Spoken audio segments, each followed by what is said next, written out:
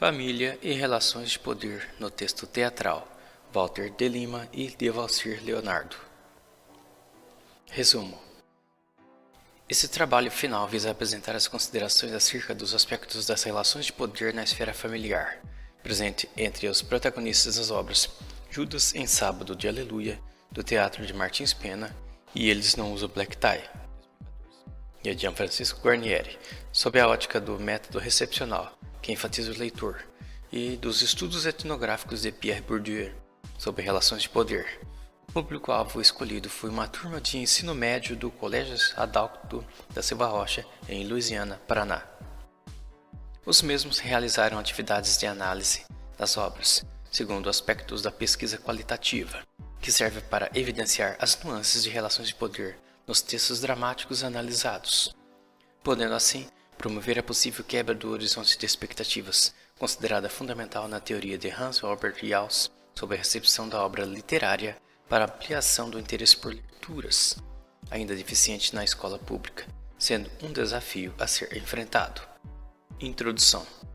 O presente trabalho final visa considerar os resultados da aplicação do projeto PDE, cujo título do projeto de intervenção pedagógica e de produção didático-pedagógica intitula-se Família e Relações de Poder no Texto Teatral, sendo ambos parte integrante dos documentos pertinentes ao referido projeto PDE.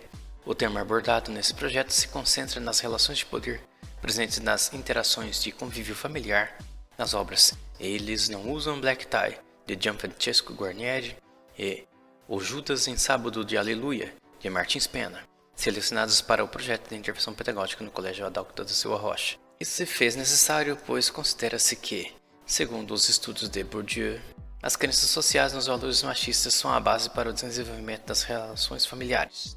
Dessa forma, o presente trabalho visa considerar tais relações de poder e como estas se manifestam nas obras supracitadas, de modo a perceber qual obra selecionada mais se aproxima do conceito de ruptura do horizonte de expectativas, de Jauss, cuja teoria da recepção considera primordial para que se manifeste um maior interesse por continuar a se envolver com literatura sobre o mesmo tema ou não.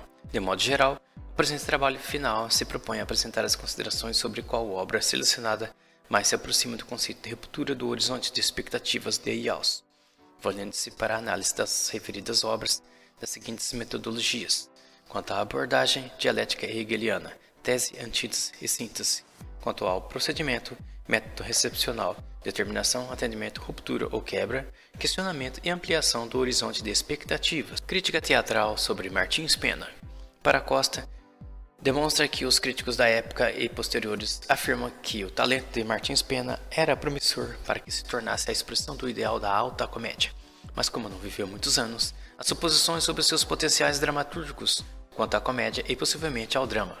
Deste modo, o que se pode observar é que o primor exigido de autores dramaturgos como Martins Pena em sua época era o ideal burguês, em que dramas ou comédias devem se primar pela fineza da estética polida e também que se afastassem das trivialidades e impurezas de gosto popular. Com isso, a autora afirma que essa imposição burguesa no trabalho com o teatro pode ter feito se perder a originalidade e o estilo pessoal dos autores da época.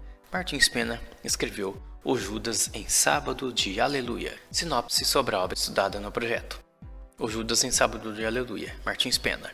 José Pimenta, pai de duas moças, Paricota e Chiquinha, prontas para casamento, como eram consideradas na época retratada, envolvido em falsificação de dinheiro com seu comparsa Antônio, na presença de um pretendente a casamento com uma das filhas, Ambrósio, oficial militar da Guarda Nacional, em dia de comemoração da malhação do Judas, Sábado de Aleluia.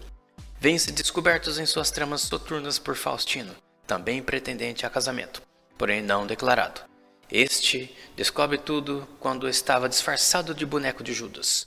Diante das filhas, o pai também militar, juntamente com seu comparsa falsário, na presença do pretendente Ambrósio, um oficial extorquista, são forçados a aceitar as propostas do pretendente justiceiro, o disfarçado de Judas, sob pena de serem denunciados por suas práticas ilegais.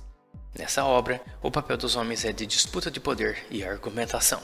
O das mulheres é de complacência diante das decisões tomadas pelos homens, após os embates de ideias. É uma comédia de costumes em forma de texto teatral. Crítica teatral sobre o teatro de arena e participação de Gianfrancesco Guarnieri. Conforme atesta Boal, em seu livro Teatro do Oprimido e Outras Poéticas Políticas, o teatro de arena foi uma tentativa até certo ponto bem sucedida de se fazer teatro de cunho social no Brasil, tido por Boal.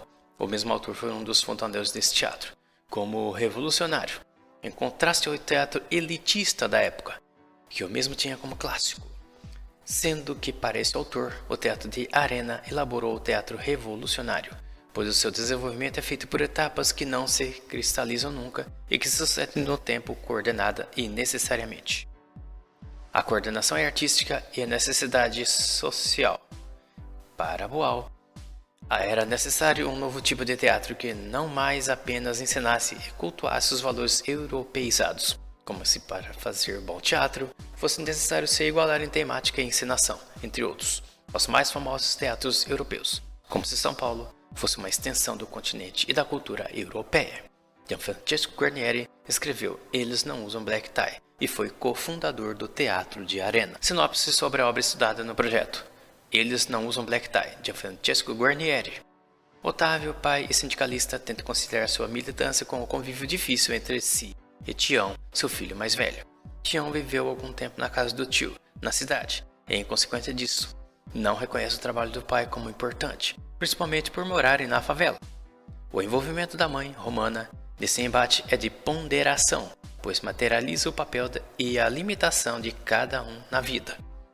Maria, noiva de Tião, grávida, decide deixá-lo, por causa de seu desprezo pela favela e seus valores, mesmo assumindo o papel de futura mãe solteira, na época retratada, pois não era de fácil aceitação social. A obra é um drama social, um texto teatral carregado de uma linguagem simples e popular, típica do contexto histórico, econômico e social retratado. Resultados obtidos. Discussão. Com base na pergunta de pesquisa ou tese presente no projeto desse trabalho final, pode-se responder qual obra analisada mais se aproxima do conceito de ruptura do horizonte de expectativa de Yaus. A resposta a essa pergunta é O Judas em Sábado de Aleluia, de Martins Pena. Vejamos os motivos. Nesse caso, com base na análise dos formulários de respostas discursivas, em que cada aluno respondeu questões de compreensão textual sobre cada uma das obras analisadas em separado e em confronto entre si. O que se pode perceber é que, independentemente do perfil socioeconômico e social do estudante, ou qual obra é posta à disposição da leitura e análise pelos alunos, o que mais se destaca é a apreciação do tema, no caso, relações de poder no ambiente familiar, presentes nas obras analisadas. Relações que, de uma forma ou de outra, baseiam-se nas premissas do machismo e do feminismo, conforme seu contexto de produção e de circulação, bem como no que se refere ao que se pôde apreciar e ponderar nos estudos dessas mesmas obras em relação ao contexto familiar e social dos estudantes que as apreciaram. Porém, contrariando a expectativa de quem estuda o método recepcional, percebeu-se que não foi a obra mais complexa, do ponto de vista da configuração de personagens, a obra de Guarnieri, que mais causou impacto na apreciação, mas sim a obra mais antiga, a obra de Martins Pena, que mais ficou nítida a presença de elementos e situações que favoreciam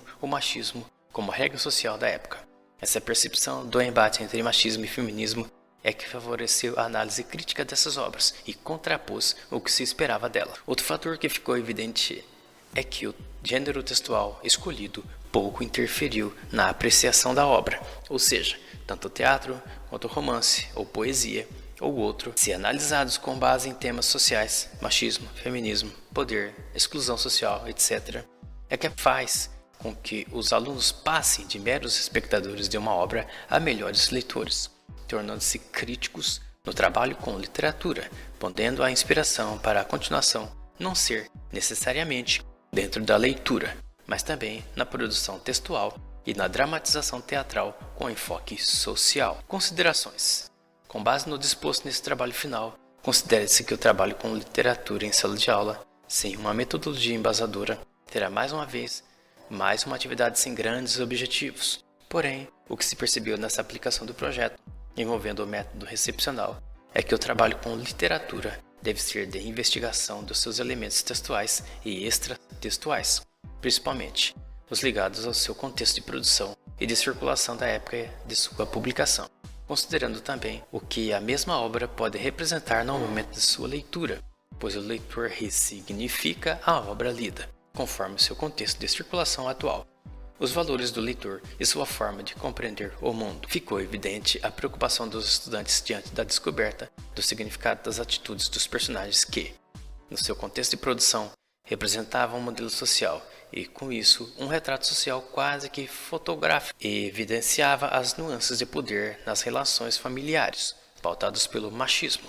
Quanto mais antiga era a obra analisada, e menos preocupada com questões sociais, independentemente de serem tidas como comédia de costumes ou drama social. Também ficou evidente durante a implementação do projeto de intervenção na escola a maciça participação dos estudantes no mesmo, por meio do trabalho comparativo das obras citadas, incluindo uma produção de vídeo inspirada em relações de poder familiares, por iniciativa dos próprios estudantes, com apoio do professor pesquisador Walter de Lima. Imagens. Fachada do Teatro de Arena em noite de apresentações. Augusto Boal e Gianfrancesco Guarnieri, fundadores do Teatro de Arena. Boal, posteriormente, fez a crítica teatral sobre a obra de Guarnieri e este foi autor da peça Eles Não Usam Black Tie. Augusto Boal, autor do livro Teatro do Oprimido e Outras Poéticas Políticas, em foto da época da anistia política, em meados dos anos 1980.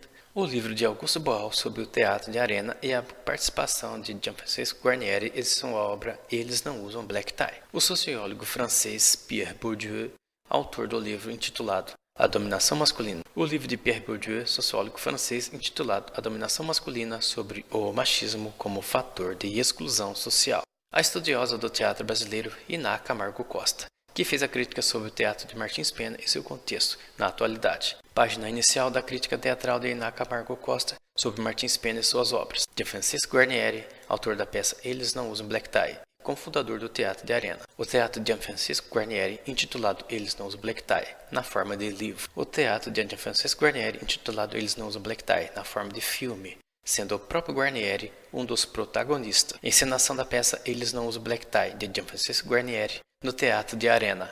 Martins Pena, autor da obra O Judas em Sábado de Aleluia, em retrato monocromático. Primeira página do livro contendo o texto teatral O Judas em Sábado de Aleluia, de Martins Pena. A obra O Judas em Sábado de Aleluia, encenada pela Companhia Atlanta de Teatro. E imagem mostrando a malhação do Judas, um costume medieval, simbolizando o linchamento de Judas pela sua traição. Atualmente, o Judas pode ser qualquer personagem indesejado. É o mote da obra de Martins Pena. Print screen da tela do YouTube, onde é possível assistir ao vídeo de autoria dos alunos, com base nos estudos do projeto PDE sobre relações de poder no ambiente familiar e em sociedade. Print screen da tela de projeção com cena do casamento dos protagonistas do vídeo A História de Boni Viola e Ana Lúcia. Imagem de 2017. Imagem da tela de projeção onde improvisou-se uma sala de cinema no ambiente escolar para a apresentação do vídeo A História de Boni Viola e Ana Lúcia, no sarau literário, onde várias apresentações se basearam na aplicação dos projetos PDE. Mais uma imagem na tela de projeção do vídeo A História de Boni Viola e Ana Lúcia, no sarau literário. A imagem dos alunos assistindo não está disponível por questões de direito de imagem. Foto do elenco, estudantes do 2º A, Louisiana, do vídeo A História de Boni Viola e Ana Lúcia. Para evitar que certas coisas se repitam, é preciso lembrar-nos delas e de nossa negação delas. Frase atribuída a Gianfrancesco Guarnieri sobre a ditadura em uma entrevista de rádio. Narração de Walter de Lima.